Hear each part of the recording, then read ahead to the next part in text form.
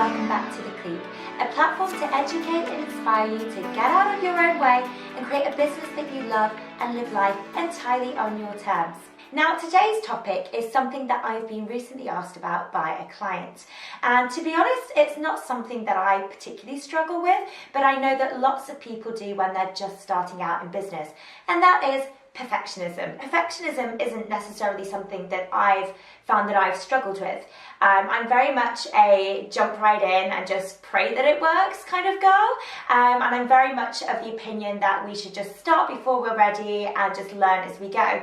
However, I know that a lot of people really do struggle with perfectionism. And the issue with perfectionism is that a lot of people find themselves testing and tweaking and going over things before they are willing to put their work out to the world. So my client recently messaged saying to me that she has spent weeks and weeks and weeks obsessing about the launch of her new business.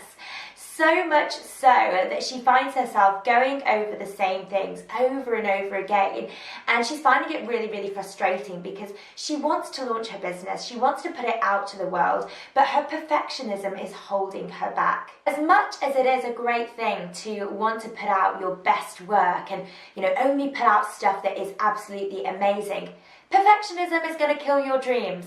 If you are waiting to be perfect, chances are you are going to be waiting forever because nothing is ever really perfect. There's always going to be something you can test, tweak, and to be honest, most of the time we don't really know whether what we've created is right or whether it's good enough until we actually put it out to the world. My motto then is that we strive for progress and not perfection. Now, this isn't to say that we should just be putting any old rubbish out there. Obviously, what we put out there and what we create within our business needs to be good. But having said that, from my experience, most people obsess over tiny, tiny little things for far too long, and then they don't see the success that they would like within their business as soon as they would like to see it. If this is you, if you are finding yourself in perfectionism mode and you are holding back from putting your amazing business out into the world, then I have some advice for you. Tip number 1, go and find somebody who you admire and respect in the business world, somebody that's already creating amazing things. And what I want you to do is see if you can trace back some of their earlier material. So perhaps this is somebody who's already got a really, really successful business and they've already got this really glossy online presence with amazing videos and they're, doing all these all singing, all dancing things with their business. What I'd love for you to do is see if possible you can go back and trace to where it all began for them. So, as an example, I absolutely love my beauty vloggers. I love spending time on YouTube, getting my beauty blog fix. And one of my favourite vloggers is Tanya Burr. Now, if you look at Tanya Burr's videos now, they are amazing. The lighting's incredible. She always looks so polished. The content's really, really great. But if you scroll back, you can actually find one of her first ever videos online, and it is by no means the professional videos that she creates today. She doesn't have very much in terms of lighting. She's definitely not got as much confidence as what she does now in front of videos. And what's actually really interesting to see is how far she's come. So she started off, she was by no means perfect, but she's learned and she's grown along the way. That's exactly what you've got to do too. I'm just going to throw it out there and tell you that the first things that you create in your business or for your blog or for your website, they're probably not going to be the things that you stick with long term. Chances are you will grow, you'll adapt, you'll test and tweak things, but you do these as you go. If you wait for every single thing to be perfect, as I mentioned earlier, you're probably going to be waiting forever. My second tip is to learn to embrace failures. So a lot of people get caught up in this perfectionism mode because they're so afraid of failing. They're so afraid of things going wrong. What you need to remember though is that failure is all a part of the process. No successful businesswoman gets to where they are without experiencing some sort of failure along the way.